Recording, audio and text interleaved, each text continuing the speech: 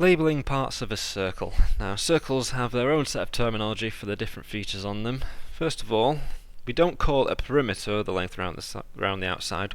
In fact, call it the circumference. So, the circumference is the outside of the circle, the length around the outside.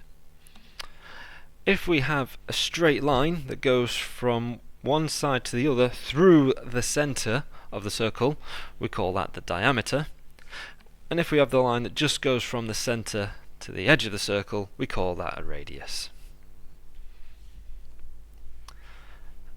If we have two radii joined together, the area that it splits up into, the circle into, like a piece of cake, well, we call that a sector.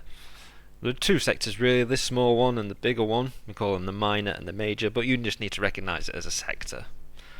And also, what we get is an arc. Now, the arc is the length of the circumference for the sector, so the arc is this length here along the circumference between the two radii.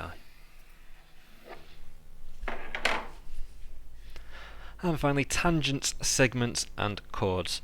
If we draw a straight line from one side of the circle to the other that doesn't go through the centre, we call that a chord. So if it goes through the centre, it's the diameter. If it doesn't, it's a chord. And this time we split the circle into segments, like an orange. Okay. So if it's made up of two radii, it's a sector. If it's split by a single line, it's a segment. And finally, a tangent is any straight line that just touches the edge of the circle. So it doesn't go through it, it doesn't cut through the circle, all it does is it touches, and that's a tangent.